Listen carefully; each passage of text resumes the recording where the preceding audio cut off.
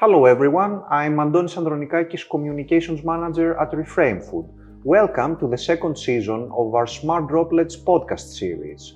Smart Droplets is a Horizon Europe project focused on developing a holistic and sustainable solution by utilizing AI, robotics and other innovative technologies to benefit both the farmers and the environment.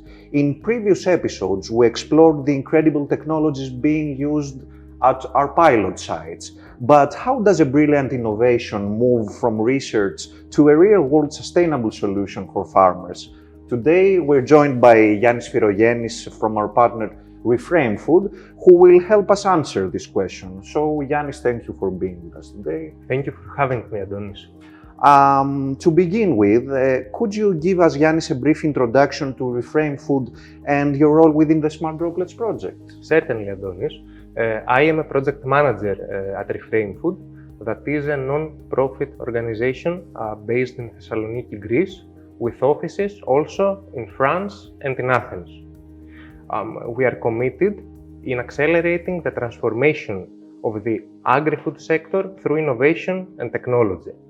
We develop and design activities such as strategic communication, business model development, pilot testing, capacity building, all that targeted to making the agri-food ecosystem more sustainable and technologically advanced. Now, specifically in Smart Droplets, our role is to maximize the project's impact. In order to do this now, we lead a strategy to connect all those excellent technologies that our partners develop, the autonomous retrofit kit, the AI disease detection, the precision spraying, with the right audiences and to give them a sustainable life both during and after the project ends. If I could put it that way, we are kind of like a bridge between state-of-the-art technology and research and a ready for the market product for the farmers.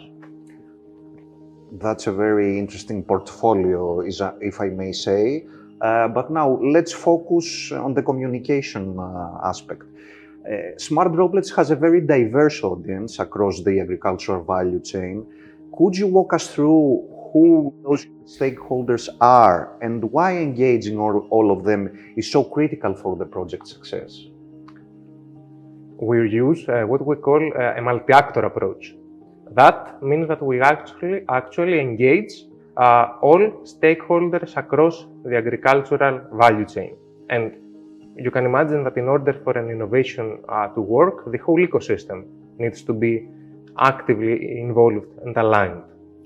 So let's take the farmers. They are at the core of the system, farmers and their advisors. They are actually the end users of what we develop. So everything we do is targeted towards solving their very real problems. You can imagine that their feedback is extremely valuable to us. We are also deeply engaged with agtech manufacturers like our partners Agroma and Green Culture and AI and robotics providers. Doing that helps us scale up and commercialize our products. These people know how to take state-of-the-art technology and make it ready for the market, and we are very keen to learn from their examples. Also, being a research project, we work very closely with research institutions and academia. We want to make sure our results are scientifically valid and that they generate and share new knowledge to the field. Policymakers are also very crucial. In that case, we want to help them develop strategies that help farmers be ready to adopt sustainable technologies such as the ones we develop. You can imagine, Adonis, that when you bring all those voices together, especially from the start, the goal here is to create not simply a technologically robust framework or a commercially viable one, but something that is fitted for the needs and realities of the sector. Okay, that's quite an ecosystem to coordinate, but reaching different target groups, ranging from a farmer in Spain, let's say, to a policymaker in Brussels requires different approaches, right? And how do you actually communicate with all these different groups effectively? That's a really interesting question to make. This is actually might be the hardest part about our work because each of these groups requires completely different communication channels and response to very different messages. So let's take farmers and industry professionals. Nothing is better for them than seeing a technology up close. In order to facilitate that, we attend and participate in major exhibitions like Agritechnica, Agrotica, EIMA. We also host open days at our pilot sites in Spain and Lithuania, where they can see the autonomous tractor in action firsthand. Now, they actually saw it, right? Yeah, we had 2 open day events in our pilot sites, which were great successes. And from what, sorry to interrupt, from what I'm hearing from other partners that we've discussed in this series, the feedback from the farmers is very positive, right? Yes, it is very positive. But getting back on our strategy, because there is a double consideration here.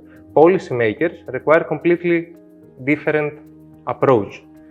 So we want to accommodate their needs as well, to inform them. So, for example, we participate in European conferences where we present established results and data for that purpose. For a broader outreach, we have targeted digital strategies. Our website, smartdroplets.eu, is at the center of it. It is a hub that is packed with information about the project, but also we utilize social media platforms depending on the audience we want to approach. We also use tailored communication methods. We have quarterly newsletters, press releases that are often translated into local languages through our partners. We have Smart Droplets Academy webinars, which are important because we want to share knowledge. And through all of those multi-channel communications, we have successfully engaged over 8,000 stakeholders in the wider ecosystem, and I believe we were successful about letting them know why Smart Droplets is beneficial to each one of them. So a lot of work has been done for the communications and dissemination plan. That's a really comprehensive strategy, if I may say. Now, once these stakeholders know about Smart Droplets and what you're doing, what's the next step? How can they actually get their hands on this innovation, whether it's the autonomous retrofit kit or the advanced software that the solution is developing? That is a crucial question as well, I believe. There are multiple phases to this. For example, the very physical products we develop, the retrofit kit and the direct injection spraying system, those are brought to the market by our industrial partners, Agroma and Agriculture. Now we have digital solutions as well, the AI recommendation system, the digital platform, which are handled and brought to the audience by our technical partners, and they use it through flexible business models that we are currently developing. But that's not the end of this. We are very keen to share open knowledge, so we have the Smart Droplets Academy seminars and our best practice portfolio, which are going to be available at the Smart Droplets website. So we have one side which is the real products that are meant for the market, and the other side which is the supporting side, the things we want to share and that will make the adoption of the other projects easier as well. This is very important. I mean, offering knowledge apart from developing a technological solution. So, moving from the technology itself to the bigger picture, we all know a brilliant solution can fail if the market is not ready for it.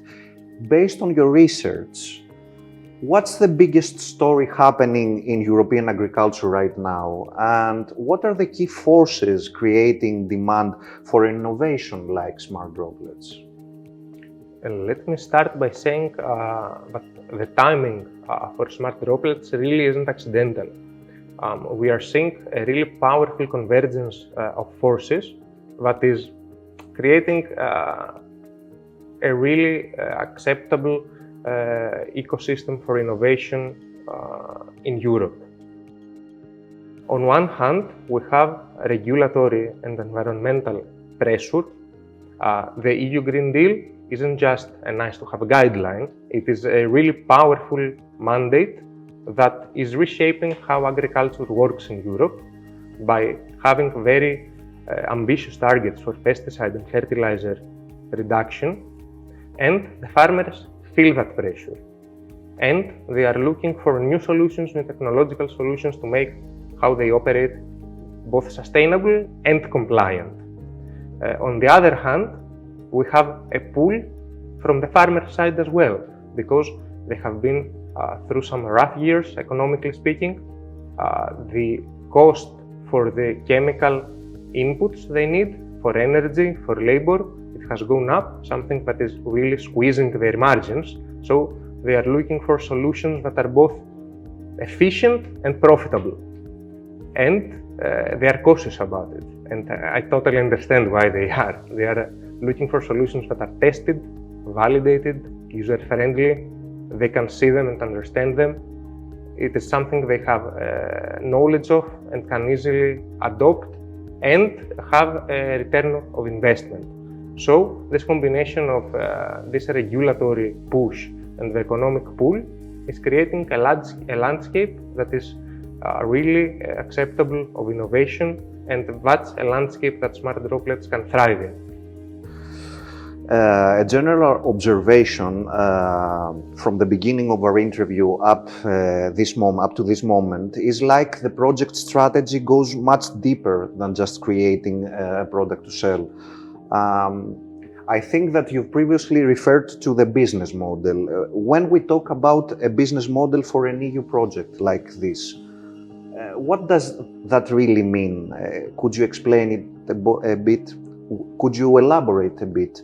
How do you ensure the solutions you develop are truly sustainable in a broader sense? It is a term you keep hearing about, right? Business models. Right. Well, for us, a business model is a strategy we follow in order to make sure that we create lasting and real-world value and not just improved revenues. It's about asking and answering to hard questions. How can you make something that is valuable to the farmers, that is beneficial for the environment and good for society at the same time? In order to get there, to achieve this, we use a framework that is called the triple-layered business model canvas in the collaborative workshops we hold with our partners. To dive a bit deeper into this, the economic layer is about checking whether this system saves costs regarding fertilizers and pesticides for the farmers. Is it also a viable technology for manufacturers to adopt? The environmental layer checks if this reduction is something that helps soil health and pitches in towards achieving the Green Deal goals. Now we have the social layer, in which we ask questions like, is this reduced exposure to pesticides due to the autonomous sprayer having an effect on the farmer's health, which is a societal impact?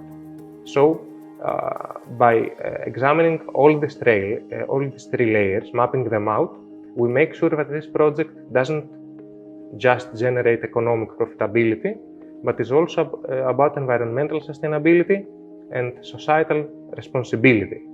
And if I'm honest, the technology, in order to matter, needs to both be accepted, used, and very importantly, trusted by its users. So it is this bedrock of trust that we are looking to create, to facilitate, in order to make sure that our technology can have an impact on European agriculture. So, by adapting this triple laid canvas philosophy, you can ensure that the project will have the impact, a true sustainable impact for the society, both for the society and for the farmers and the different target groups involved in the project. Exactly. That's a fantastic vision for the future, if I may say, and it depicts the great workload and the great effort that you've made in the project, Giannis.